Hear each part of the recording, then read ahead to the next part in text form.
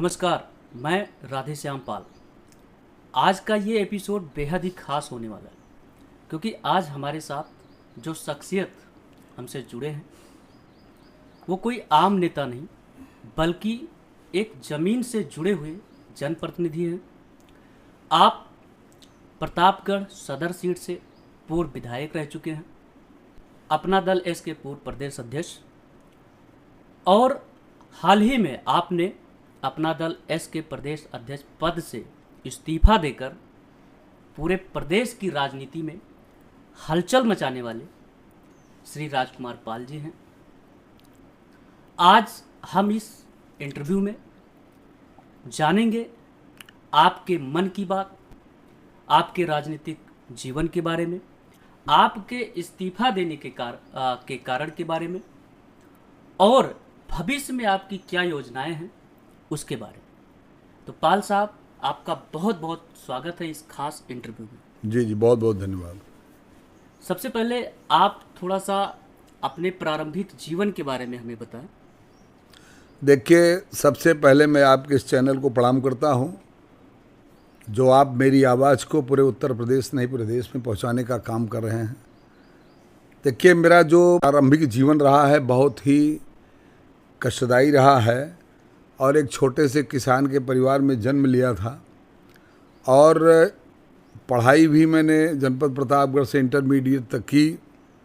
उसके बाद फिर मैं ग्रेजुएशन की पढ़ाई साकेत स्नातकोत्तर महाविद्यालय फैजाबाद तब था, उससे मैंने किया, परंतु कुछ आर्थिक समस्या के चलते मेरा ग्रेजुएशन अनकम्प्लीट हो गया और उस आर्थिक संकट के बीच चूँकि राजनीतिक एक जागरूकता मेरे मन में थी, छात्र जीवन में ऐसे लोगों का साथ मिला जहाँ से हमें राजनीति सीखने को मिली, तो मैं 1983 में बीए फर्स्ट ईयर में मैं स्नातकोत्तर महाविद्यालय जो औद्ध विश्वविद्यालय के नाम से जाना जाता है, मैंने उसमें जॉइंट सेक्रेटरी का छात्र संघ का चुनाव भी लड़ा और तीसरा स्थान मुझे प्राप्त हुआ था। और फाइनल ईयर में कुछ कारणों से मैं पूरी शिक्षा नहीं ग्रहण कर पाया, तो आर्थिक तंगी और उसके नाते मैं महाराष्ट्र मुंबई चला गया। फिर मैं वहाँ ऑटो रिक्शा चलाया, उसके बाद टैक्सी चलाया। ऑटो रिक्शा टैक्सी चलाने के दरमियान भी मैंने, जो हम जहाँ रहते थे वो बॉम्बे में वो कुर्ला एरिया है, कुर्ला वेस्ट में वो विद्या विहार, वो कृष्णा सोसाइटी लगती है, काजू पाड़ा एरिया से मैं राष्ट्रवादी कांग्रेस से मैंने कॉरपोरेशन का चुनाव लड़ा मुंबई में, जिसे अपने यहाँ नगर सभासद कहते हैं और पार्षद कहते हैं। वहाँ मैं शरद पवार जी की नई पार्टी बनी थी। अच्छा। मैं उसी से लड़ा था, तो 2 उत्तर भारतीय होने के नाते शिवसेना ने विजय प्राप्त की थी। मैं तीसरे स्थान पर रहा, अगर एक उत्तर भारतीय होता तो चुनाव जीत जाते। तो राजनीतिक जो हमारे अंदर जिज्ञासा वो शुरू से रही, तो चाहे वो पढ़ रहे थे तो वहाँ कमाने गए आर्थिक तंगी में, तो फिर लेकिन वो राजनीतिक जो मेरे मन में चलता रहा, जो मन में राजनीति के प्रति मुझे जिज्ञासा थी, वो मुझे मुंबई जैसी माया नगरी को भी छोड़ने को मजबूर कर दिया। मैं 92 में जनपद प्रतापगढ़ अपने गृह जनपद आ गया। फिर यहाँ मैंने राजनीतिक पारी शुरू की। सबसे पहले मैं समाजवादी युवजन सभा का नगर उपाध्यक्ष हुआ। श्रद्धेय स्वर्गीय हमारे राम लखन यादव जी माननीय विधायक पट्टी होते थे, उनके नेतृत्व में निर्देशन में मैंने पार्टी को ज्वाइन किया था और मुझे नगर उपाध्यक्ष समाजवादी युवजन सभा का बनाया गया था। उसके बाद 94 में मैं जिला सचिव बनाया गया। फिर 95 में पंचायती राज नई आरक्षण प्रणाली की व्यवस्था के तहत माननीय स्वर्गीय नेता माननीय मुलायम सिंह जी के कार्यकाल में उन्होंने पंचायती प्रक्रिया में आरक्षण की व्यवस्था दी। तो 95 में मेरा गांव बैकवर्ड महिला हुआ, जहां 95 हमारी श्रीमती यहाँ से गांव की देवतुल्य जनता ने जिताया, अच्छे मतों से जिता कर के ग्राम प्रधान से सदर ब्लॉक को भेजा। फिर हमारी महत्वाकांक्षा, राजनीतिक महत्वाकांक्षा बढ़ती गई। लोगों का सहयोग इसने मिलता गया। फिर मैं 96 में उसके बाद समाजवादी के यहाँ विधायक हुए माननीय चंद्रनाथ सिंह जी, जो अब स्वर्गीय हो चुके हैं, और उनका बड़ा साथ रहा मिला। तो मैं पार्टी का उस ज़माने में सदर ब्लॉक अध्यक्ष हुआ करते थे, विधानसभा अध्यक्ष की प्रक्रियाएं नहीं थी, मैं सदर ब्लॉक का अध्यक्ष बनाया गया। फिर उसके बाद अच्छे कार्यों को देखते हुए समाजवादी पार्टी के जिला अध्यक्ष सियाराम यादव जी ने हमें जिला सचिव बनाया। फिर उसके बाद ग्राम प्रधान पत्नी थी ही। फिर 2000 में फिर मैं प्रधान का चुनाव हुआ, सामान्य सीट हुई। तो उसके पहले 98 में, यूँ कह लीजिए 97 में, और सपा बसपा गठबंधन के टूटने के बाद मेरी सदर विधानसभा में अपना दल के जिला अध्यक्ष राम वर्मा जी ने मुझे अपना दल का जिला प्रभारी बनाया जनपद प्रतापगढ़ में। उसके बाद बाई इलेक्शन होता है, सीएन सिंह के लोकसभा चुनाव जीत जाने के बाद रिक्त सीट पर बाई इलेक्शन होता है, जिसमें हाजी अब्दुल सलाम मुन्ना अपना दल से कैंडिडेट होते हैं। और उत्तर प्रदेश में अपना दल ये पहला विधायक पैदा करती है, वो भी प्रतापगढ़ सदर विधानसभा से। और तब मैं जिला प्रभारी था यहाँ पर। तब वहाँ जिला अध्यक्ष श्री राम वर्मा हुआ करते थे। फिर उसके बाद 2000 में पंचायत चुनाव में स्वयं प्रधान हुआ। फिर उसके बाद पत्नी हमारी बीडीसी हुई।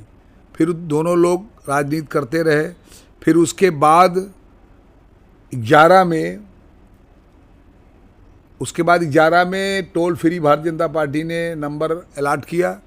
तो मैं चंद्र प्रकाश पाल जो डेयरी के चेयरमैन रहे पूर्व, उनके नेतृत्व में, और जब भाजपा के जिला अध्यक्ष देवानंद त्रिपाठी जी थे, उस दरमियान उनके नेतृत्व में मैं भारतीय जनता पार्टी ज्वाइन किया। और 2014 के चुनाव में अपना दल भाजपा से, यहाँ से अपना दल के सिंबल पर हरबंस सिंह जी सांसद हुए। उसके बाद समय बढ़ता गया। 2015 में मैं भारतीय जनता पार्टी के समर्थन से सदर प्रथम से मैं जिला पंचायत सदस्य का चुनाव लड़ा, और प्रधान हमारी पत्नी भी लगातार 10 से 15 होती रही। और उसके बाद वो भी जिला पंचायत का चुनाव में समाजवादी वर्तमान विधायक मानी नागेंद्र सिंह यादव, मुन्ना यादव के पत्नी से हमें चुनाव लड़ना पड़ा।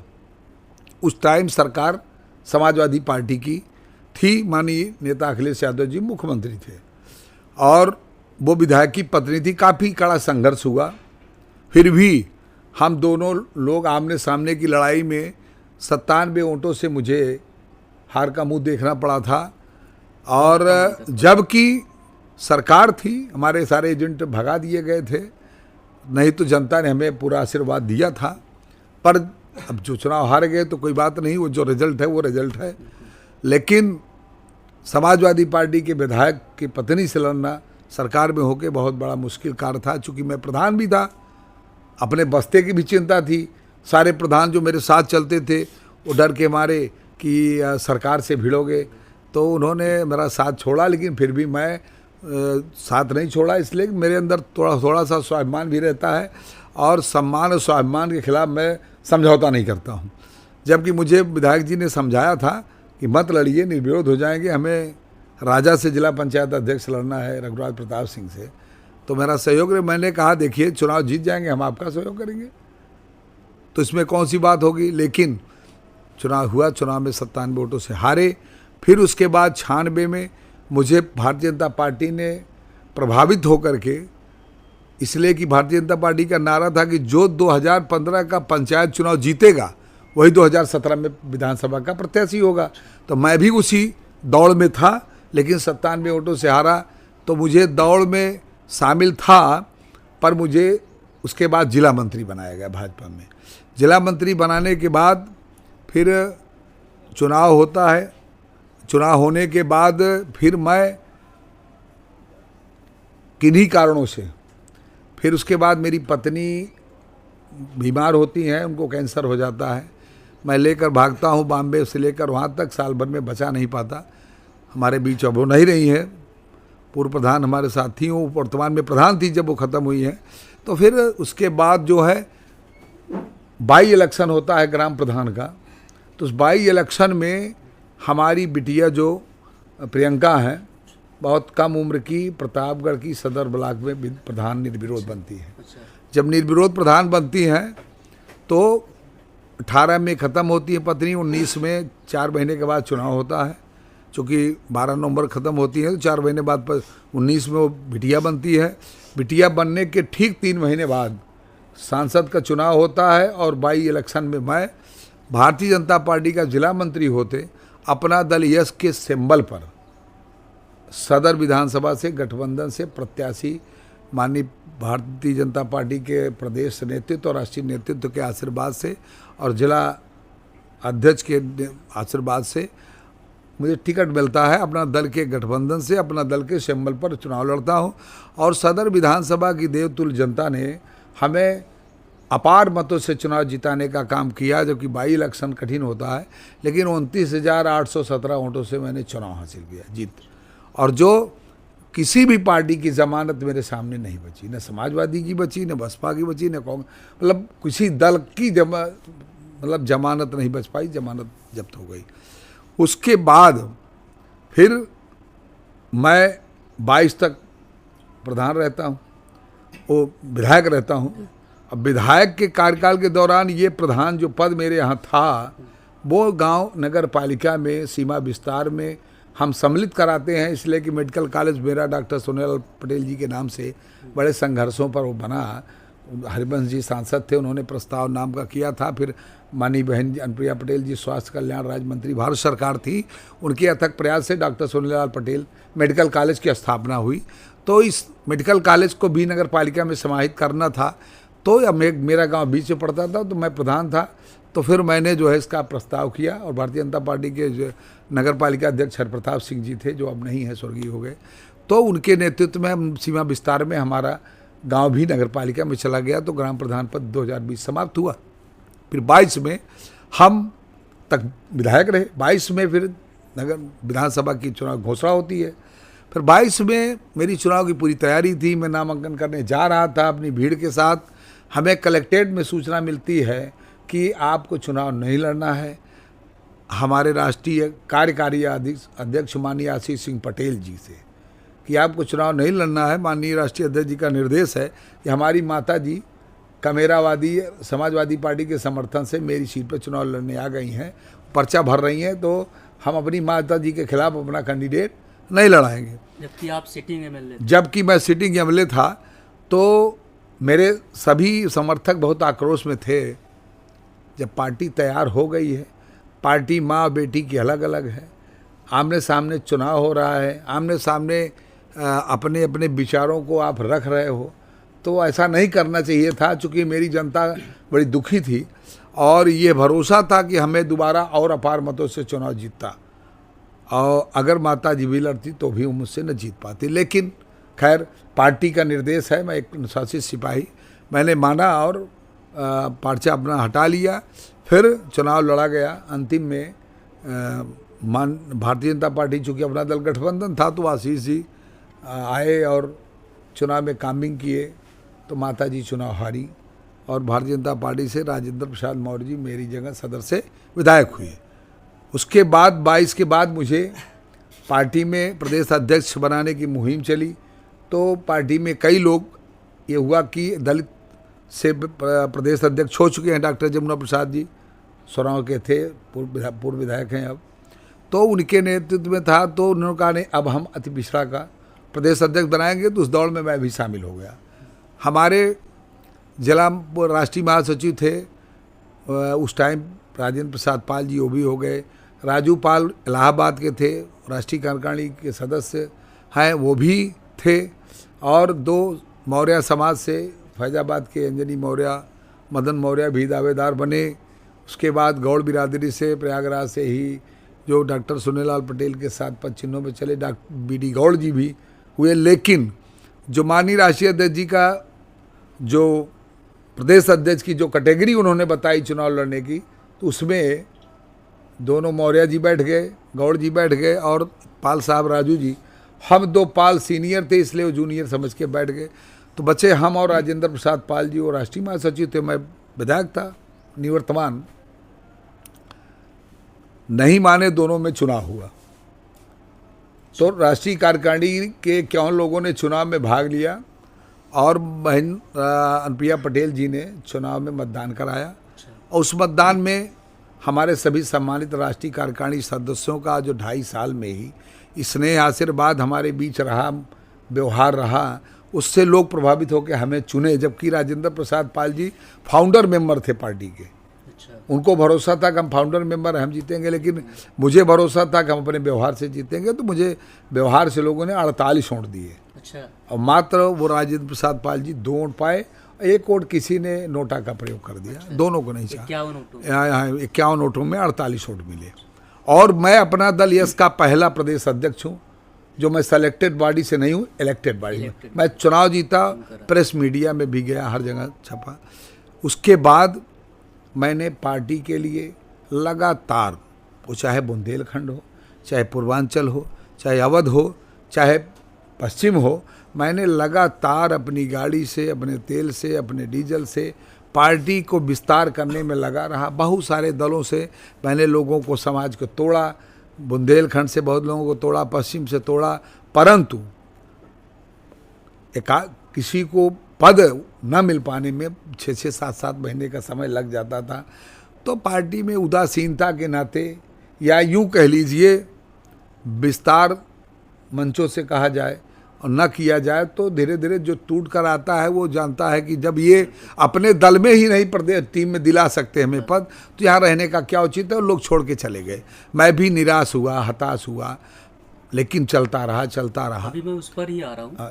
तो ये कहने का आशय मेरा था कि, और ये मेरी जो दिनचर्या थी, जो मैं शुरू से अंत तक संघर्ष करके यहाँ तक पहुँचा हूँ, ये है निश्चित है हमारे साथियों का, हमारे जनपद का, हमारे गांव का, सभी लोगों का आशीर्वाद था जो यहाँ तक मैं पहुँचा।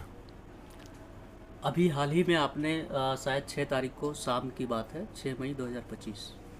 जी हाँ, शाम को 6 मई को मैंने 7-7:30 बजे पार्टी की सदस्यता से भी और प्रदेश अध्यक्ष के पद से इस्तीफा दे दिया।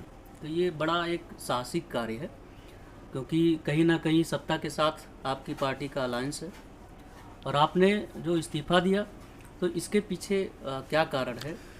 देखिए, इसके पीछे कारण ये है कि पार्टी में लगातार काम करने वाले का अगर सम्मान न हो, प्रदेश अध्यक्ष होते हुए मैं किसी को प्रभारी न बना सके, विधानसभाओं में, पंचायत चुनाव में, मद्देनज़र 27 के, और वहाँ 1-2 लोग ऐसे हैं जिन्हें जरा सा राजनीतिक इल्म भी नहीं है और पार्टी उन पर भरोसा करती है, और ऐसे लोग हैं जो अपनी विधानसभा में बार बार अपना दल 2-2, 3-3 बार चुनाव लड़ता है और बुरी तरह हारता है। ऐसे लोग हमारी पार्टी में वहाँ बैठे हैं, उनको संगठन की जिम्मेदारी दी जाती है। तो मुझे हंसी आती है कि जो अपनी विधानसभा नहीं जिता सकते हैं, अपने ज़िले में पार्टी नहीं जिता सकते हैं, और वो प्रदेश चला रहे हैं, और हमारे माननीय जी को दिखाई नहीं दे रहा है।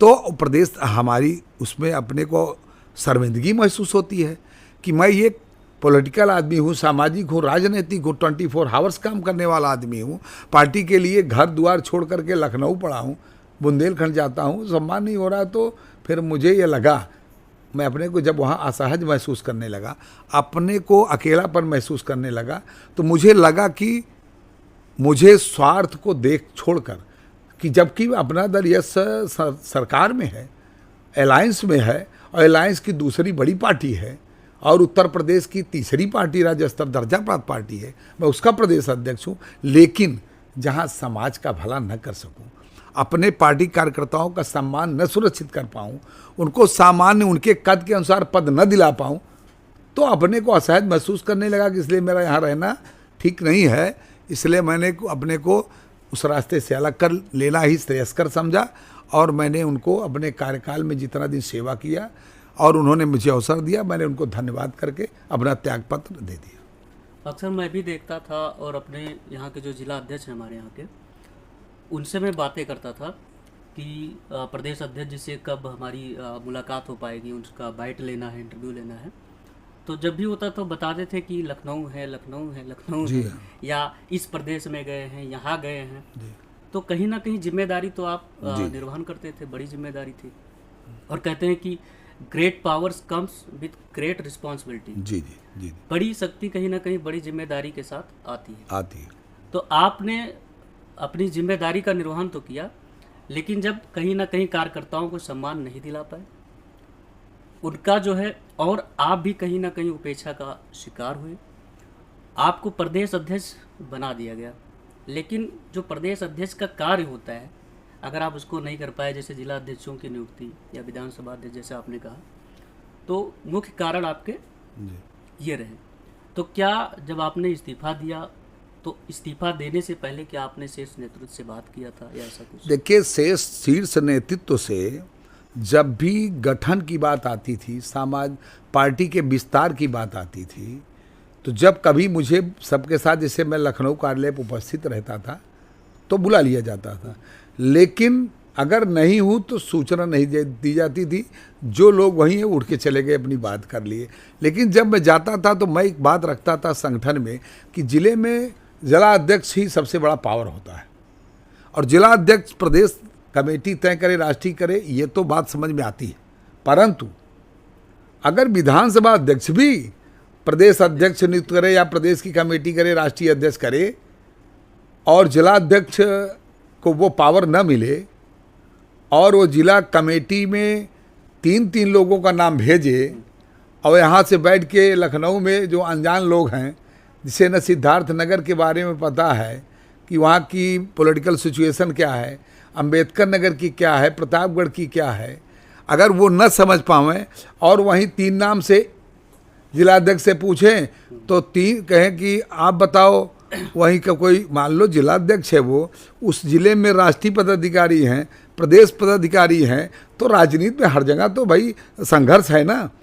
कोई ज़रूरी है कि उनसे उनका ज़्यादा तालमेल चलता हो, इसलिए कि जिले में राजनीति करने वाला अक्सर जो है। आपने जो 3 नाम बताया, मैं आपको बताऊं, मेरी आप ही के पार्टी के जिला अध्यक्षों से 1-2 लोगों से बातचीत, कभी बैठे तो चर्चा हो गई जी।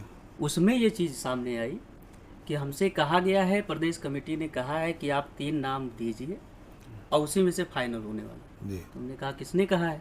प्रदेश शीर्ष नेतृत्व ने कहा है। तो ये सही है, सही बात सामने आई। ये सही है। जब आप सिद्धार्थ नगर से हैं, आपके सिद्धार्थ नगर में आत्माराम पटेल जी जिला अध्यक्ष हमारे पीरियड में हुआ करते थे, और अब मेरे ही पीरियड में श्याम सुंदर चौधरी वो हुए हैं। अच्छे जानकार हैं श्याम सुंदर चौधरी जी, पढ़े लिखे हैं, नौकरी से रिटायर होके आए हैं, कर्मचारी यूनियन की नेतागिरी किए हैं, अनुभव है उनको, ऐसा नहीं है। आत्माराम जी भी लगातार पार्टी खड़ा किए हैं। चूँकि सोहरतगढ़ ऐसा जिला है का 2-3 बार यहाँ विधानसभा से हमारे अपने दल से विधायक हो रहा है।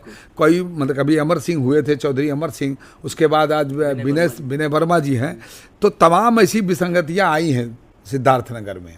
पार्टी टूटी है, पार्टी बनी है, जिला अध्यक्ष हटे हैं, हटाए गए हैं, और कोई जिला अध्यक्ष बनाया गया है।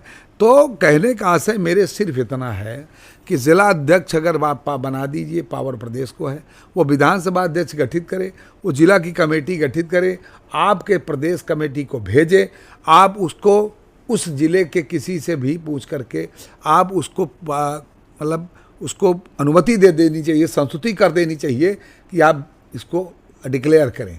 इसलिए कि जब भी कार्यक्रम कोई होगा तो वहाँ जिला अध्यक्ष ही चलाएगा।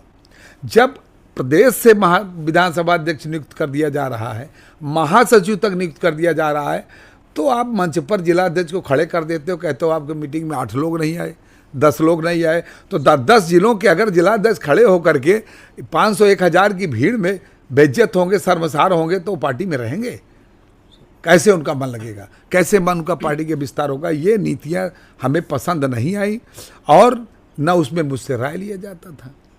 और राय लें तो हम बतावें, यहाँ तो जो कर्मचारी वहाँ काम करता है उससे पूछा जाता है कि भाई भला कैसे है, ये ठीक रहेगा, आप बताओ।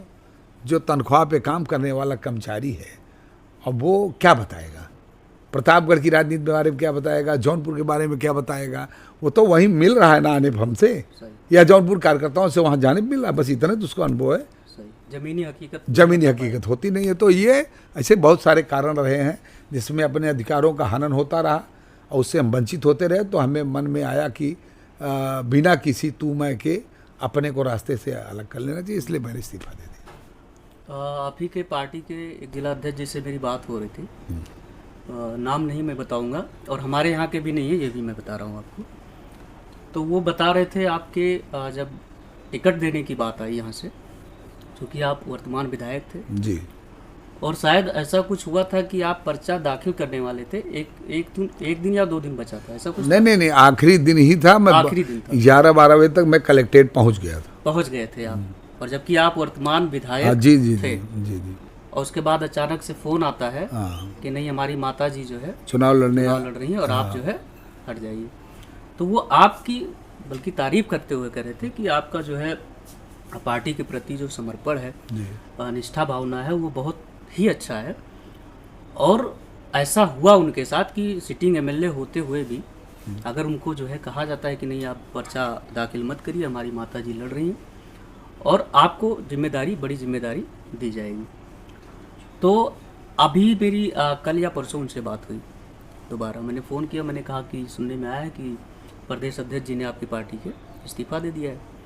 तो उन्होंने बताया कि हाँ, जो है इस्तीफ़ा दे दिया है, हमने भी सुना, और ये जो है बहुत ही समझ लीजिए एक तरह से जो है उनकी लगातार उपेक्षा हो रही थी, और इसका कारण यही रहा। और दूसरा चीज़ ये है कि जब आपका सिटिंग एमएलए होते हुए अगर आप पर्चा दाखिल नहीं करते हैं, मना किया जाता है, आप मान जाते हैं, और पार्टी के प्रति इतनी निष्ठावान और इतना जो है अच्छे से आप कार्य करते हैं, तो कहीं ना कहीं जो समाज आपसे जुड़ा है, जो कोर आपके जो कार्यकर्ता हैं, वो भी ये उम्मीद लगाए बैठे थे कि चलिए ठीक है, अगर यहाँ से टिकट काट दिया गया, नहीं दिया गया है, तो कहीं राज्य मंत्री का दर्जा या एमएलसी जो है प्रतिनिधि, ऐसा कुछ बनाया जाएगा। वो भी नहीं हुआ। तो वो जो है आपके बारे में ऐसा बता रहे थे। देखिए, हम बता दें, जब हमें रोका गया, उसके बाद नामांकन हो रहा था राजेंद्र प्रसाद मौर्य जी का, तो मैं भी बैठा था, हमारी माननीय आशीष पटेल जी भी बैठे थे, हमारे वर्तमान सांसद संगम लाल गुप्ता बैठे थे, और भाजपा के वर्तमान जिला अध्यक्ष हरिओम मिश्रा जी भी बैठे थे, और अपना दल के उस वक्त जिला अध्यक्ष ब्रजेश पटेल थे, वो भी थे। ऐसे तमाम लोग बैठे थे।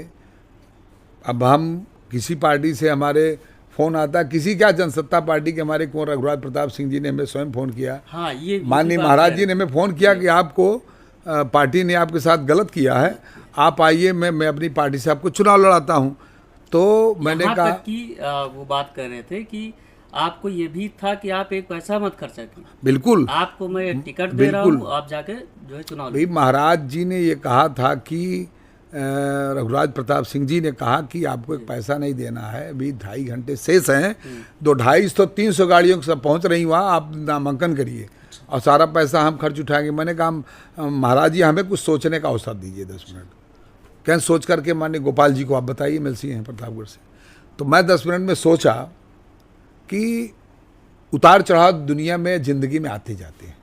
मैं लगातार शुरू से कार्यकर्ता रहा, 92 से अवसर मिला, विधायक हुआ, और हम भारतीय जनता पार्टी और अपना दल दोनों को हम धन्यवाद आभार प्रकट करते हैं कि भाई हमको अवसर मिला, आपके सहयोग उससे मुझे जीतने का अवसर मिला, हमारी सदर की जनता के आशीर्वाद से जीतने का अवसर मिला। तो मैं ये सोचा कि मैं अपने स्वार्थ में अगर तुरंत भाग जाता हूँ तो चुनाव तो जीतूं या ना जीतूं विषय दूसरा है। चूँकि वो वक्त ही ऐसा था कि समर्थक गुस्से में था, मैं भी गुस्से में था, और गुस्सा होना लाजमी है। तो फिर मैं सोचा, गुस्से को अलग हटा करके पॉजिटिव निगेटिव सोचते हुए मैंने अंत में निर्णय लिया कि मैं पार्टी का कार्यकर्ता हूँ। यहाँ सभी अपना दल भाजपा दोनों बैठे हैं, दोनों हमारे वरिष्ठ यहाँ बैठे हैं। तो मुझे एमएलसी बनाने का वादा माननीय आशीष पटेल जी ने किया था। तब निगम बोर्ड की बात नहीं दिखा लिया एमएलसी बनाने का, लेकिन चलिए प्रदेश अध्यक्ष हुआ, सम्मान दिए। एमएलसी 2 पार्टी में तय था, भाजपा ने नहीं दिया, आप नहीं बना पाए, वो भी बात नहीं, लेकिन कम से कम इतना तो दबाव बनाना चाहिए कि मैं प्रदेश अध्यक्ष होकर अपनी गाड़ी अपनी तेल से दौड़ रहा हूँ पूरे प्रदेश को। तो अगर निगम बोर्ड का चेयरमैन बना देते, विधायक भी पूर्व रहा, भारतीय जनता पार्टी में पूर्व विधायक कितने निगम बोर्ड के चेयरमैन बने हैं, चाहे वो अनुसूचित मोर्चा हो चाहे पिछड़ा मोर्चा हो, आप उठा के देख लीजिए, पिछड़ा आयोग हो चाहे अनुसूचित आयोग हो, आयोगों में देखिए सब बने हैं, पूर्व विधायक हैं, पूर्व सांसद हैं, मैं भी पूर्व विधायक था, मैं भी नगर चेयरमैन हो सकता था, हो जाता तो पार्टी के लिए कम से कम काम कर रहा था तो मुझे थोड़ा सा अपने आर्थिक राहत मिलती। लेकिन जब देखते देखते वादे पे वादा, 3 महीने में डोज दे देना, फिर हाँ अब करा रहे हैं, अब बात हो गई है, उसके बाद देख रहा हूँ एक ही वर्ग का सब कुछ दिया जा रहा है और सबके प्रति उपेक्षा हो रही है। तो दल तो एक से नहीं चलता है ना, दल तो सबको लेके चलता है ना। आज जितना अपना दल में यश का कार्यकर्ता है, आप पता कर लीजिएगा, आप तो न्यूज़ चैनल से हैं, आप आज सिद्धार्थनगर से, आज प्रतापगढ़ है, प्रतापगढ़ से कल लखनऊ होंगे, नहीं आप झांसी जालौन कहीं भी होंगे, तो वहाँ तो अपना दल कार्यकर्ता मिलेगा। आप पूछेंगे हमारे व्यवहार के बारे में, हमारे संबंधों के बारे में, तो मुझे स्नेह प्यार देगा, वो हमारे खिलाफ नहीं बोलेगा। इसलिए कि मैंने कभी अपने को प्रदेश अध्यक्ष नहीं समझा, अपने को विधायक पूर्व नहीं समझा, मैंने कभी भी अपने कार्यकर्ताओं के साथ स्नेह प्यार बांटा है और अपने सदर की जनता में भी मैंने प्यार स्नेह बांटा। आज मेरा जो मेरा सम्मान है जिले में से लेकर वहाँ प्रदेश तक, वो मेरा अपना व्यवहार है, स्नेह है, प्यार है। और ये मैं तो ऊपर वाले से प्रार्थना करता हूँ बना रहे हमारे कार्यकर्ता। मैं कहीं हम असहज महसूस किए हट गए, लेकिन हमारे जो भी अपना दल कार्यकर्ता हैं वो सब मेरे हैं, या जो भी हैं वो सब का मेरा प्रणाम है। मैं किसी से हमारी कोई वो थोड़ी है, संबंध थोड़ी कहीं टूटता है। तो ऐसी स्थितियों में हर आदमी निर्णय लेने के लिए बाध्य हो जाता है। जी, मुझे याद है कि जब मैंने पहली बार आपको फ़ोन किया था जी, मैंने अपना परिचय भी नहीं बताया था, नहीं, मीडिया से हूँ या किसी से, नहीं, तो आपने फ़ोन उठाते ही सबसे पहले प्रणाम जी जी ये बोला था। ये मेरा आप ये कर्तव्य सबसे है, बोलते हैं, मेरा दायित्व है, कर्तव्य है मेरा। ये एक होता है कि जो बड़ा है कर रहा है कि व्यवहार में छोटा जो कर रहा है ये मुझे नहीं पता, लेकिन यह है कि मैं ये सोचता हूँ कि मुझसे प्रणाम पहले वो ना कर पावे, और अगर सम्मान स्वागत तो करूँ तो मैं ही करूँ, ये मेरी अपनी सोच है। अभी जैसे सोशल मीडिया पे बहुत सारी अफवाहें आ रही हैं कि आपने जो इस्तीफा दिया है, तो कुछ लोग कह रहे हैं कि इस पार्टी में जाएंगे, सपा में, भाजपा में, जी जी, या फिर कई सारी पार्टियां अन्य नाम आ रहे हैं, तो इसके बारे में आप क्या कहेंगे? देखिए, सबसे पहले ये बता देना चाहते हैं, जो वर्तमान परिस्थितियां चल रही हैं, आदमी सदैव परिवर्तनशील है, चलता रहता है, पद भी परिवर्तनशील है, आता जाता रहता है। तो ये पद हैं, आते जाते रहेंगे, लेकिन समाज को देखकर, जमाने को देखकर, जहाँ मेरे समाज का हित नज़र आएगा, जहाँ मेरे समाज का जो सम्मान रहेगा और जो पूरे प्रदेश में सभी वर्गों के हित और चिंता की बात करता है, और हमारी विचारधारा, उस दल की मुखिया की विचारधारा जहाँ मेल खाएगी हम वहीं जाएंगे। अपने उत्तर प्रदेश में आप जिस समाज से आते हैं, जैसे पाल, बघेल, धनगर, गलेरिया, अलग अलग जो है टाइटल लिखते हैं। जी जी जी, तो इसकी संख्या तो बहुलता में है जी, काफ़ी संख्या है, लेकिन अगर भागीदारी और हिस्सेदारी की जब बात आती है तो कहीं ना कहीं हर पार्टी जो है भागीदारी देने से बचती है। इस पर आप क्या कहेंगे, और आगे भविष्य में आप का क्या प्रयास रहेगा कि समाज को जो है, अपने समाज को आप आगे ले जाएं और इसको इसके असली जो हक है, जो हिस्सेदारी है, वो दिलाने का कार्य? देखिए, सबसे पहले हम आपको बता देना चाहते हैं, जहाँ पाल समाज हमारे समाज का मसला है, मैं नहीं कहता, सरकारी आंकड़े के अनुसार हम 4.6 पूरे प्रदेश में हैं। मैं तो प्रदेश अध्यक्ष रहा, लगभग 2-4 जिले छूटे हैं, और या 2-4-10 विधानसभाएं छुटी होंगी, मैं लगभग सभी में मैंने दौरा किया है। मैंने ये कहीं नहीं देखा कि जहाँ पाल समाज 10,000 से लेकर के 55,000 तक ना हो, मतलब 10,000 की आबादी से लेकर के 15,000 की आबादी उसके हर प्रदेश की विधानसभाओं में है। और उत्तर प्रदेश की सरकार, भारतीय जनता पार्टी, अपना दल, सुभाषपा लोक दल मिला के एनडीए की सरकार चल रही है, और मैं देख रहा हूँ संगठन से लेकर, चाहे वो भारतीय जनता पार्टी हो, चाहे वो सुभाषपा हो, चाहे वो लोक दल हो, चाहे वो निषाद पार्टी हो, और चाहे मेरा अपना दल हो, इन चारों दलों में सबसे ज़्यादा पाल समाज का प्रदेश अध्यक्ष बनाने का काम तो अपना दल ने ही किया है, वही किया था। अनुप्रिया पटेल जी ने किया, डॉक्टर सोनेलाल पटेल जी ने किया। इसलिए कि कम से कम 4 पाल प्रदेश अध्यक्ष बने, चाहे भारत सिंह बघेल रहे, चाहे राजेंद्र प्रसाद पाल 2 बार बने, हम बने, तो उन्होंने सम्मान किया है, इसमें कोई दो राय नहीं है। लेकिन मेरे अपना दल ये इसको देख करके बहुजन समाज पार्टी की राष्ट्रीय अध्यक्ष बहन मायावती ने, उन्होंने भी विश्वनाथ पाल जी को प्रदेश अध्यक्ष बनाने का काम किया।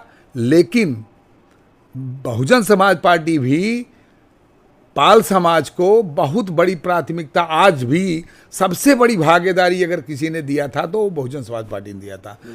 चाहे दयाराम पाल जी प्रदेश अध्यक्ष बने हो, चाहे माननीय भागवत पाल जी हमारे बीच नहीं हो, वो प्रदेश अध्यक्ष बने हो, और बहुत सारे मंत्री बने, रमाशंकर पाल जी बने, श्री राम पाल जी बने, भागवत पाल जी बने, बहुत सारे मिनिस्टर बने, चाहे रमाशंकर हो, चाहे वो अपने आगरा से हरकिशन बघेल जी हों, मतलब ऐसे तमाम लोग बनाए गए। सब ज़्यादा वहाँ टिकट भी मिला, सब ज़्यादा समाज के वहाँ जीत के भी गए, और सब ज़्यादा मिनिस्टर भी उन्होंने बनाया। परंतु वो भी अपनी नीतियों से भटक गई। जब वो नीतियों से भटक गई तो वहाँ भी पाल समाज हट गया। आज वो पाल समाज को बना करके वो भी तरस रही, पाल समाज कहाँ जाएगा। उसके बाद समाजवादी पार्टी ने अपना दल का मैं प्रदेश अध्यक्ष बना, बहुजन समाज पार्टी से विश्वनाथ जी बने। फिर उसके बाद लोकसभा के चुनाव में कहीं लगा समाजवादी पार्टी के मुखिया राष्ट्रीय अध्यक्ष माननीय नेता अखिलेश जी को लगा कि पाल समाज जो 4.6 आबादी है, हमारे साथ आधा दिखता है, पर हम उसे जिम्मेदारी नहीं दे पाते हैं। तो उन्होंने एक उचित साहसिक कदम लिया, और उस निर्णय का मैं स्वागत करता हूं, वंदन करता हूं, और हमारे माननीय श्यामलाल पाल जी को प्रदेश अध्यक्ष बनाए। और उनके प्रदेश अध्यक्ष बनाने के बाद ये निश्चित है, मैं इधर एनडीए में पाल समाज से प्रदेश अध्यक्ष था, वो उधर समाजवादी पार्टी के अलायंस में प्रदेश अध्यक्ष बने।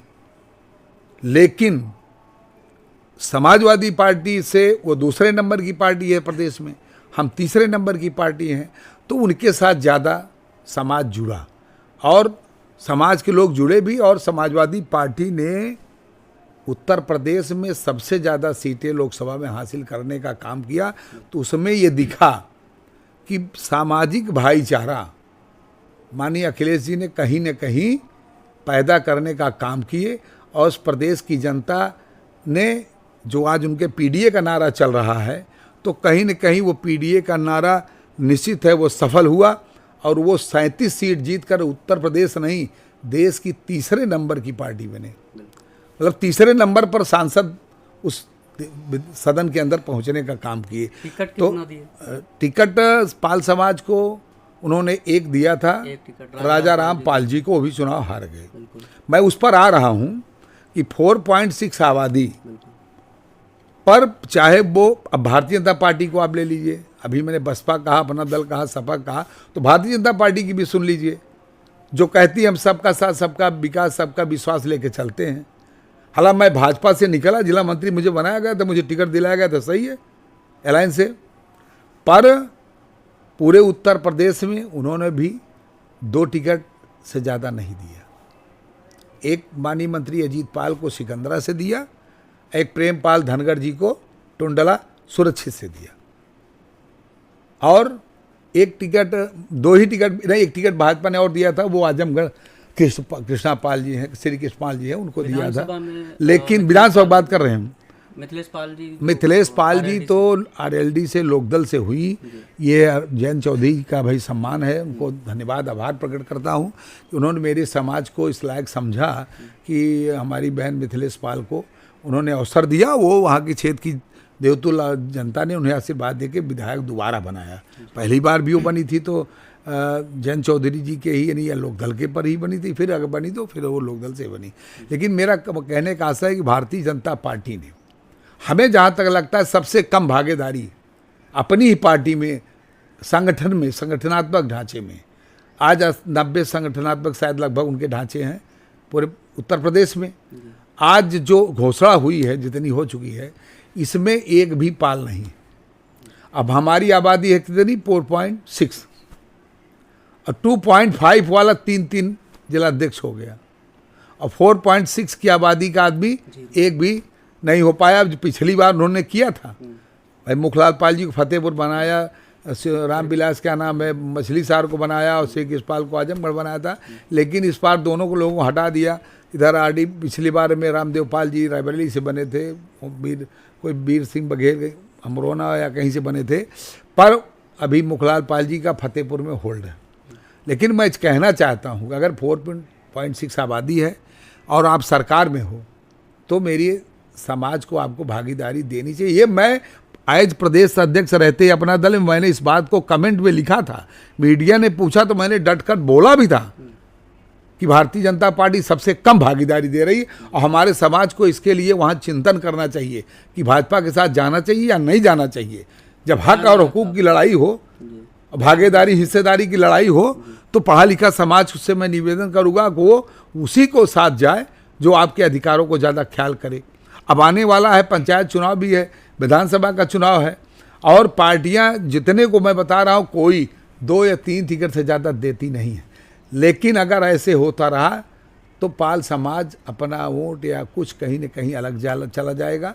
लेकिन हम तो ये मानते हैं कि जैसे माननीय अखिलेश जी ने प्रदेश अध्यक्ष बना करके लोकसभा में के चुनाव के दौरान आपने रिस्क लिया, तो मैं इनकी प्रशंसा करता हूँ, इसलिए कि उन्होंने चुनाव के दौरान कोई बनाता नहीं है, संघर्षों के समय कोई नहीं बनाता है, और जब बनाता है तो जब वो पार्टी में रहे। मुझे तो पार्टी में भाई मैं सरकार में बनाया गया था, के बाद रिस्पांस लेकिन तो रिस्पांस उनको मिल रहा है, उनको अच्छा मिल रहा है। मैं देख रहा हूँ, मैं भी सोशल मीडिया पर देखता रहता हूँ, मिल रहा है।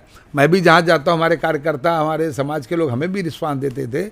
दल की पार्टी के नेता या जो 2-4 लोग वहाँ काम करने वाले दें ना दें, लेकिन कार्यकर्ता तो देता था, आवाज़ भी देता है, ऐसा नहीं है।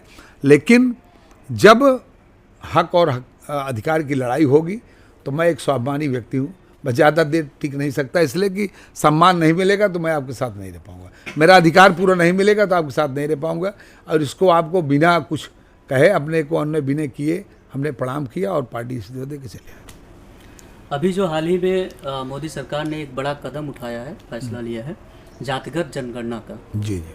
तो आपको क्या लगता है जातिगत जनगणना से कैसे जो है जिसकी जितनी संख्या भारी उसकी उतनी हिस्सेदारी, ये कैसे सुनिश्चित हो पाएगी, इस पर आपकी क्या? देखिए, जाति जनगणना का जो सवाल है, हमारे देश के लोकप्रिय प्रधानमंत्री जी ने घोषणा की, ये बहुत ही सराहनीय कदम है, हम इसकी प्रशंसा करते हैं। परंतु लगातार कांग्रेस और समाजवादी पार्टी ने पूरे देश में न्याय यात्रा निकालकर सामाजिक न्याय की लड़ाई लड़ी। तब ये कहीं लगा प्रधानमंत्री जी को, अगर हम नहीं घोषणा करेंगे तो आने वाले 27 में जहाँ या 26 में जो बिहार प्रांतों के चुनाव होने हैं उसमें नुकसान हो सकता है। इसलिए बिहार ने और एक प्रदेश कर्नाटक या तमिलनाडु ने भी जाति जनगणना करा करके उन्होंने अपना निर्णय दिया है। तो इन्हें लगा कि माननीय प्रधानमंत्री जी को नहीं जाति जनगणना कर हम कह देंगे, लोग हमारी तरह मोटिवेट होंगे। लेकिन पढ़ा लिखा समाज हर बात को समझता भी। आज महिला आरक्षण बिल कहाँ अटका पड़ा है, कितने दिनों से चल रहा है। तो मैं तो ये कहूँगा कि आप जातिगत जनगणना को जल्द करा लेंगे तो भाई सराहनीय आपका पहल कदम माना जाएगा, और नहीं कहीं घोषणा करके घोषणा पत्र में रह जाए और इसे महिला आरक्षण की तरह बिल लटका रहे, तो फिर हमें तो भाई क्या, मेरे पूरे प्रदेश देश के लोगों को का नुकसान होगा, सभी पिछड़ी जातियों का। चूँकि भाई दलित की तो गिनती हो जाती है, सामान्य अपनी जगह पर है, और लेकिन पिछड़ी की गिनती नहीं हो पाती ना, और उस पर उसी बीच में रह जाता है लटका, और उसका आरक्षण सबको मिल नहीं पाता है। तो ये निश्चित है कि अगर घोषणा है तो उसको क्रियान्वयन भी होना चाहिए। 2027 का चुनाव लड़ेंगे? हाँ, निश्चित लड़ेंगे चुनाव। जी। हर राजनीतिक व्यक्ति का ये अपनी महत्वाकांक्षा होती है कि हम राजनीति करें और अपने विधानसभा के लोगों की सेवा करें, अपने ज़िले के लोगों की सेवा करें, अपने समाज के लोगों की सेवा करें। और राजनीति में जो आया है वो उसकी एक महत्वाकांक्षा होबे करती है। राजनीति करते करते वो विधानसभा का चुनाव लड़ना चाहता है, जनता का सेवक बनना चाहता है, और सेवक बन के उनकी सेवा करना चाहता है। तो ये तो मेरा उद्देश्य है, ऐसा थोड़ी है।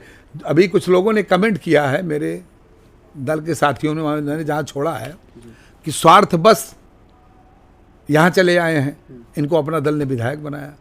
लेकिन मैं उन लोग अपने भाइयों को बताना चाहता हूँ कि जब पूरी हकीकत नहीं जानते हैं तो कहना नहीं चाहिए, लेकिन ठीक है। पर मैं भारतीय जनता पार्टी का जिला मंत्री था और अपना दल के सिंबल पर लड़ा। मुझे भारतीय जनता पार्टी ने टिकट दिलाया। मुझे बहन जी जानती भी नहीं थी, माननीय आशीष जी जानते भी नहीं थे, तो कैसे हमें अपना दल टिकट दे देगा। मुझे भारतीय जनता पार्टी ने टिकट दिया और अपना दल का ये डिमांड था कि अति पिछड़ा लड़ेगा। तो मेरे भारतीय जनता पार्टी के लोगों ने कहा, शीर्ष नेतृत्व कि हम आपको अति पिछड़ा देंगे। तो अति पिछड़ा में मैं था और जिला मंत्री था, तो मेरा नाम एक अकेला नाम गया और वहाँ से संस्तुति भी हो गई और इधर से अपना दल ने मुझे सहमति भी दे दी और मुझे चुनाव लड़ा। मैं अपना दल के सिंबल पर भाजपा गठबंधन अलायंस के साथ लड़ा और सदर क्षेत्र की जनता ने, देवतुल मतदाताओं ने हमें लगभग 30,000 वोटों से चुनाव जिताया। तो मैं इसके लिए तो धन्यवाद दूंगा ही भाई। जो लोग नहीं जानते हैं वो कहते हैं कि अपना दल ने आपको टिकट दिया है। अपना दल को तो 22 में देना चाहिए था, तब पता चलता कि अपना दल टिकट दे रहा है। और अपना दल को भाई तीसरी पार्टी बनी है, छोटा दल है। मैं मानता हूँ आपको 25, 30, 40 सीटें नहीं मिल पाती हैं, तो कम से कम आपको 17, 18 मिली थी। तो आप 8, 7 पटेल लड़ा रहे थे, तो एक आध मौर्य लड़ा देते, पाल लड़ा देते, यादव लड़ा देते, प्रजापति लड़ा देते हैं। तो आपको तो आपने तो सिर्फ एक ही देखा भाई। आपको जब अवसर मिला 22 में खुले विधानसभा चुनाव में, आप 6-6, 7-7 अनुसूचित सीटों पे आपने लड़ा दिया। आप 7-7 सीटें ले लिए और कहते हैं आप मैंने सबको लड़ा जिताने का काम किया है। अरे भाई आपने 6 सीटें पटेल में दे दी, 7 सीटें मैं पाल था, सिटिंग एमएलए था, एक ही तो अलग था अति पिछड़ा। तो क्या मेरा अधिकार नहीं था? ये जनता को, सदर को भरोसा था, विश्वास था कि हमारा नेता जीतेगा। और पिछले कार्यकाल में जो 2.5 साल मिला था, तो 1.5 साल तो मेरा कोरोना काल के भेंट चढ़ गया। चुनाव जीतता हूँ, 1 महीने बाद कोरोना आ जाता है। 1 साल मैंने काम करके जनता का दिल जीतने की कोशिश की और सदर विधानसभा में काम करने की भी कोशिश की। और यही नहीं, यहाँ पर मैंने 2-2 नगर पंचायतें बनाई हैं 1 साल के अंदर। सदर विधानसभा में कम बात नहीं है। लेकिन जैसा सड़कें भी 50, 60, 70 बनाई, इंटरलॉकिंग किया है, बड़ी बड़ी मैंने सड़कें, पक्की सड़कें अच्छी बनाई है। चाहे पारा हमीदपुर से नीम डभा होते हुए कांधरपुर हो, चाहे आप करो राम चौराहे गायघाट से लेकर क्या कहते हैं पूरे भैया तक हो, चाहे आप कटारी से लेकर सालीपुर तक की हो। ऐसे तमाम 4-5 सड़कें, अच्छी सड़कें, गांव से गांव, पूर्वे से पूर्वे को जोड़ते हुए चौड़ीकरण में माननीय केशव जी ने हमें दिया था। नहीं, माननीय मोती सिंह जी ने दिया था। उस टाइम वो ग्रामीण अभियंत्रण मंत्री थे और उनके पास ये था। माननीय मोती सिंह जी हमारे पट्टी से आए थे, उन्होंने हमारा सम्मान किया, दिया था।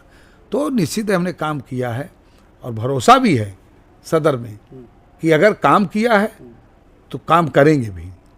और न झूठा वादा कल किया था, न आज झूठा वादा करेंगे। तब भी मैंने अपने कार्यकर्ताओं का सम्मान किया था, देवतुल मतदाताओं का, और न रहने पर भी कर रहा हूं। और अवसर देंगे सेवा का 2027 में, आशीर्वाद मिलेगा तो 2027 में से मैं इस सदर विधानसभा को चमकाने, सजाने और संवारने का काम करूंगा और जनता के दुख दर्दों को दूर करने का काम करूंगा। आपके राजनीतिक आदर्श कौन है, पार्टी से हटके या पार्टी के? देखिए, मेरे राजनीतिक आदर्श जो थे अब वो दुनिया में नहीं रहे। चूँकि सबसे पहले मैं समाजवादी पार्टी ही ज्वाइन किया था, समायोजन सभा। तो नेताजी मुलायम सिंह यादव जी से मैं प्रभावित होकर के मैंने समाजवादी ज्वाइन की थी। और माननीय राम लखन श्रद्धेय वो भी नहीं रहे बीच में। और माननीय नेताजी का, मुलायम सिंह जी का और राम लखन जी का बड़ा टूट संबंध था। मैं 2-2 बार उनके हाथों से मैंने दीपावली की शुभ बेला पर मिठाई खाने का अवसर मिला था। और वो किसानों, मजदूरों, छात्रों, बेरोजगारों की बात सुनते थे और एक जुझारू नेता थे। और उन्हें इसीलिए तो धरती पुत्र की संज्ञा दी गई थी। अगर ऐसे जुझारू न होते, आज बताओ पंचायत राज व्यवस्था में आज जो पायदान पर निचले बैठा व्यक्ति है, जो दलित व्यक्ति माना जाता है, शब्दों में कहा जाता है, क्या कभी किसी गांव का सरपंच बन पाता? जिला पंचायत अध्यक्ष बन पाता, क्षेत्र पंचायत का अध्यक्ष बन पाता। ये देन अगर थी तो नेता मुलायम सिंह जी थी, इसलिए कि उनकी सोच थी कि किसान मजबूत होगा, नौजवान मजबूत होगा, छात्र मजबूत होगा, बेरोजगार मजबूत होगा और महिलाएं जब मजबूत होंगी ये उत्तर प्रदेश एक समृद्धशाली प्रदेश बनेगा। ये सोच नेता मुलायम सिंह जी थी। उनके प्रेरणा से मैं पार्टी में जुड़ा और काम करने लगा। राजकुमार पाल जी अगर राजनीति में नहीं होते तो क्या कर रहे होते? देखिए, पढ़ने के दौरान ही चूँकि राजनीतिक इच्छा शक्ति मेरे अंदर जागृत रही और मेरा पूरा परिवार लगभग सर्विस में है। कुछ लोग रेलवे में हैं और फोर्स में भी हैं, और पिताजी हमारा परिवार बॉम्बे रहता था और मैं ही अकेला यहाँ रहता था। बाकी मेरे पूरे परिवार, अभी मेरा पूरा परिवार वहाँ रहता है। यहाँ माता जी हैं और पिताजी वृद्ध हैं नहीं, ये लोग भी मुंबई रहते थे, पर मैं अकेला ही रह कर के गाँव में, प्रतापगढ़ में मैंने अपने गाँव के एक एक बुजुर्गों का, महिलाओं का, अपने नौजवानों का दिल जीता था। नहीं तो जिस जाति गड़रिया जात से बिलोंग करता हूँ, जिसकी आबादी इस गांव में 5वें नंबर पर है और लगातार मैं 25 वर्ष प्रधान रहा। अंत में बिटिया हमारी निर्विरोध प्रधान हुई और पति पत्नी दोनों लोग प्रधान बीडीसी रहे, एक साथ जाते थे ब्लॉक में। ये अवसर, ये सम्मान इस गांव की देवतुल्य जनता ने दिया। आज भी मैं मोटरसाइकिल लेकर के दरवाजे चला जाता हूँ। विधायक रहा, प्रदेश अध्यक्ष रहा, तो भी इसलिए एक अवसर जब मिल जाता था तो मेरा मन लगा रहता था कि यहाँ इतना बैठता था, नहीं जा पा रहा हूँ क्योंकि कार्य क्षेत्र बढ़ गया तो दिक्कत हो जाती है। अंत में अपने लोगों को आप क्या कहना चाहेंगे, उनके लिए क्या संदेश देना चाहेंगे जिनको चूँकि कई लोगों को ये बहुत आघात पहुंचा है कि आपने प्रदेश अध्यक्ष पद से इस्तीफा दे दिया है, जी, तो उनको क्या मैसेज देना चाहेंगे? देखिए, उत्तर प्रदेश में मेरे अपना दल के जितने साथी हमारे समर्थक हैं और फ़ोन से व्यक्त भी कर रहे हैं और साथ चलने का वादा भी कर रहे हैं। समाज के लोगों को भी पीड़ा रही जब आप वहाँ पार्टी मैंने छोड़ा। समाज के लोगों में मुझे तो ये लगा, देखा कि 80% खुश नज़र आ रहे हैं कि लगता है मैं गलत जगह था क्या। ये मुझे लगा कि जैसे मैं गलत जगह था क्या। जैसे मैंने त्यागपत्र दिया तो इतने फ़ोन आने लगे, 80% हमारा समाज मुझे बधाई धन्यवाद दे रहा है कि आपने अपने को वहाँ से अलग करके, अपने को मुक्त करके आपने बहुत अच्छा कार्य किया, समाज को नया संदेश दिया है। आप जैसे जुझारू आदमी, स्वाभिमानी आदमी को वहाँ रहने नहीं चाहिए था। तो मुझे लगता है कि जहाँ मेरा समाज 80% है, जिसके साथ चलने की कस्में खा रहा है, जिसके साथ जाना चाहता है तो मुझे भी तो उसका सम्मान करके उसी के साथ उसकी विचारधारा, अपनी विचारधारा जब तालमेल खा रही तो चले जाना चाहिए। तो वही निर्णय हम सोच रहे हैं, वही निर्णय करना चाहते हैं। तो जहाँ हमारे समाज के लोगों से साथ मिल के बैठक करके, अब अपना दल के जो हमारे शुभेच्छु हैं उनसे साथ मिल करके बैठक करके जहाँ चलेंगे सबको लेकर चलेंगे, सबका सम्मान सुरक्षित हो जहाँ, और जहाँ सबको सम्मान अधिकार मिले वहीं चलेंगे और अपनी पारी की शुरुआत करेंगे। तो कहीं ना कहीं आप मानते हैं कि आपने जो फैसला लिया है, निर्णय लिया है, ये सही है? जी जी हाँ, ये मेरा फैसला बिल्कुल सही है और मेरा निर्णय भी सही है। मैं बहुत सूझबूझ के साथ निर्णय लिया हूँ, इसलिए कि हर व्यक्ति, हर इंसान का अपना इंसानी स्वभाव होता है। हर इंसान जितना कुछ पाता है उससे कहीं और आगे जाने की कोशिश करता है। ये मैं नहीं, हर इंसान का इंसानी स्वभाव होता है। अगर वो कुछ पा गया है तो कुछ और पाने की इच्छा रखता है। उन इच्छाओं से मैं अपने को अलग जुदा नहीं कह रहा हूँ, इसलिए कि ये इंसानी स्वभाव ही है। और ये सच भी है कि मैं अगर आगे नहीं जाऊँगा, अच्छे पदों पे नहीं रहूँगा तो हमारे लोगों का कल्याण कौन करेगा? हमारे लोगों के, समाज के लोगों के जो कष्ट हैं, जो पीड़ाएं हैं, जो दिक्कतें हैं, उनको कौन देखेगा? और मैं अब जिस दहलीज पर चल रहा हूँ उम्र की, तो ये मेरा नैतिक कर्तव्य भी है, दायित्व भी है। क्योंकि जो पिछली पीढ़ी मेरे आ रही है, नई पीढ़ी, फिर वो मुझे, अगर मैं गलत कदम उठा के चलूँगा तो मुझे गालियाँ देंगे। मुझे तो समाज को आगे बढ़ाना है और उसके बाद अब आने वाली पीढ़ी को अवसर देना है। इसलिए कि ज़्यादा समय हम राजनीतिक नहीं कर पाएंगे तो आगे आने वाली हमारी पीढ़ी होगी, उसके लिए हम मार्गदर्शक बनेंगे। लेकिन अभी उनकी इच्छा है कि हम लोग जम करके अपने नेता के साथ चलें, और जो हमारे समाज की आवाज़ उठाता हो, जो अपने पिछड़े वर्ग के बारे में बात करता हो, जो पिछड़े वर्ग की विचारधारा से मिलता हो, जो पिछड़े वर्ग के हितों की चिंता कर रहा हो, हमको तो उसी के साथ जाना चाहिए ना। और पिछड़े वर्ग में तो बहुत सारी पार्टियां बनी हैं, सरकार में हैं, पर कोई बोल पाता है क्या? यही 7 पटेलों की हत्या हो गई 6-7 महीने के अंदर में, आप देख रहे हैं, बुला बुला के मार दिया जाता है। जब हमारे सरकार में रह के लोग अपने को सुरक्षित नहीं कर पाएंगे तो निश्चित है कहीं न कहीं मन में पीड़ा है, लोगों को टीस है, और ये नेताओं को उसको करना चाहिए। विपक्ष भाग के जाएगा ही, विपक्ष हल्ला मचाएगा, वो उसका काम है, वो तो जाएगा ही दर्द पीड़ा बांटने, लेकिन आप क्या कर रहे हो? आपको पहले पहुंचना चाहिए। आप सरकार में हो, आपसे उम्मीद है आप लोगों को, आप पिछड़े वर्गों के नेता हो, वो चाहे निषाद जी हों, चाहे राजभर जी हों, चाहे बहन अनुप्रिया पटेल जी हों, आप पिछड़ों के नेता माने जाते हो, आपको तो बढ़ चढ़ के हिस्सा लेना चाहिए।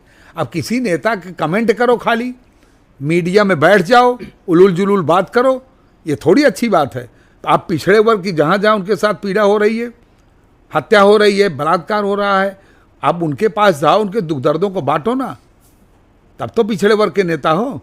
खाली अपने लिए कुर्सी ले लिए, बाप को कुर्सी मिल जाए, बेटे को कुर्सी मिल जाए, वो विधायक बन जाए, वो मंत्री बन जाए, और परिवार उनका फूले फले, और दूसरे पर आरोप लगाओ कि परिवारवाद है, परिवारवाद है। अभी पूछा जाए आपसे परिवारवाद की परिभाषा क्या होती है, तो आप बता पाएंगे? नहीं बता पाएंगे। लेकिन हमारा सभी सम्मानित नेताओं से अपील है कि अगर आपका समाज जिंदा है, वही आपकी रक्षा करेगा, सुरक्षा करेगा, वही आपके सम्मान में 4 चांद लगाएगा। इसलिए मेरा अनुरोध है कि इन लोगों को अपने समाज की चिंता करनी चाहिए, सरकार में रह कर के भी सदन में अपनी बात उठानी चाहिए। जी पाल साहब, आपने इस चर्चा में अपने मन की बात, राजनीतिक करियर, राजनीतिक जीवन के बारे में, और जो अभी आपने अपना दल एस के प्रदेश अध्यक्ष पद से इस्तीफा दिया है उसके बारे में, और जो दलित, पिछड़ा, अल्पसंख्यक, गरीब तबका है उसके बारे में आपने जो बातें की, और जिस ढंग से आपने बातें की, निडर होके, बेबाक होके जिस तरह से आपने अपनी बातें रखी, बहुत शानदार रहा। और हमें समय देने के लिए आपका बहुत बहुत धन्यवाद। बहुत बहुत आभार आपको भी। साथियों, ये थे श्री राजकुमार पाल जी, पूर्व सदर विधायक प्रतापगढ़ और पूर्व प्रदेश अध्यक्ष अपना दल एस। वो कहते हैं कि उसूलों पे आँच आए तो टकराना ज़रूरी है, अगर जिंदा हो तो जिंदा नज़र आना ज़रूरी है।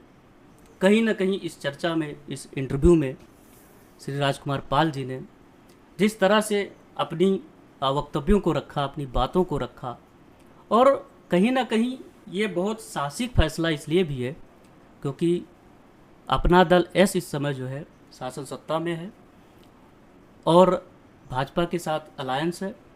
तो सत्ता में रहकर मेरा व्यक्तिगत मानना है कि राजनीति केवल सत्ता का सुख भोगने का माध्यम नहीं होना चाहिए, बल्कि राजनीति सेवा का माध्यम होना चाहिए। आप जनता की आवाज़ बने, और यदि आपको लगता है कि कहीं कुछ गलत हो रहा है, मैं शासन सत्ता में होते हुए अपने लोगों को न्याय नहीं दिला पा रहा हूँ, जनता की आवाज़ नहीं उठा पा रहा हूँ, तो मुझे यहाँ पर रहने का क्या उचित है, ऐसा श्री राजकुमार पाल जी ने समझा और अपने प्रदेश अध्यक्ष पद से इस्तीफा दिया है।